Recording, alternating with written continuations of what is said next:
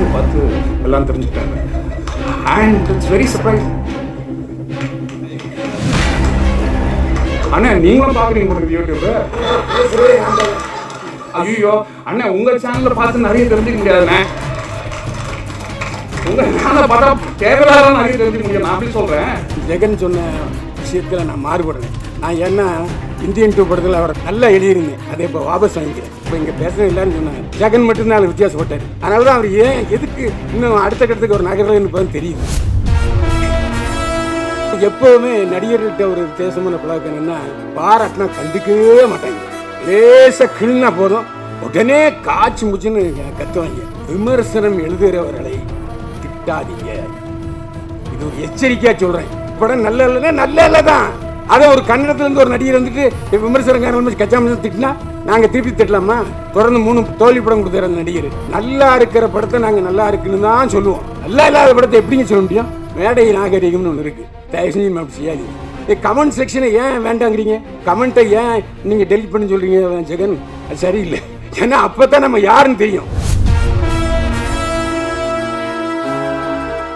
எப்படி இதெல்லாம் தெரிஞ்சுக்கணும்? ஜெகன் நான் வந்து யூடியூப் பார்த்து எல்லாம் தெரிஞ்சுக்கிட்டாங்க. And it's very surprising. அண்ணா நீங்களும் பார்க்குறீங்க உங்களுக்கு யூடியூப்?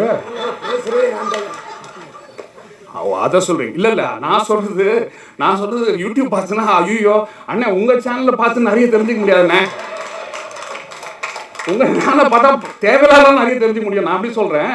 இந்த படத்தை பொறுத்த வரைக்கும் நான் ஜெகன் சொன்ன விஷயத்தில் நான் மாறுபடுறேன்.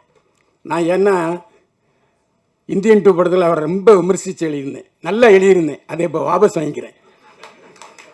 ஏன்னா அவர் நான் நல்லதே சொல்லலைன்னு சொன்னார்.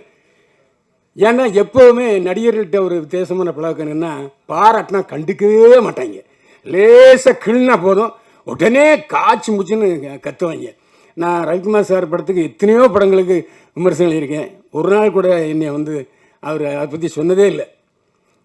ஒரு டைரக்டர் எப்படி இருக்கணும்னா அது ரவிக்குமார் சார் மாதிரி இருக்கணும். அதாவது எல்லாருக்கும் அப் அண்ட் டவுன்ஸுங்கிறது சாதாரண வரத்தான் செய்யும் சினிமாவை பொறுத்த வரைக்கும். அதனால தான் நானே வந்து இறைவன் கொடுத்த யூடியூப்பை நான் தேர்ந்தெடுத்துக்கிட்டேன். நான் வந்து யூடியூப் இன்னும் என்னை வாழ வைக்குதுன்னு சொன்னால் எல்லோரும் என்னை பார்த்து மிரள்றாங்கன்னா அது ஒரு பிரமை. நான் நிறைய பேரை பாராட்டி எழுதியிருக்கேன், அதெல்லாம் கண்டுக்க மாட்டாங்க. ஒரு விஷயத்த முக்கியமான விஷயம் சொல்லிடணும், விமர்சனம் எழுதுகிறவர்களை திட்டாதீங்க, இது ஒரு எச்சரிக்கையாக சொல்கிறேன். படம் நல்ல இல்லைன்னா நல்ல இல்லை தான்.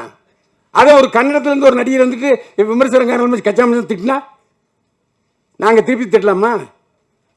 தொடர்ந்து 3 தோல்வி படம் கொடுத்துற நடிகர், அந்த வில்லன் நடிகர்.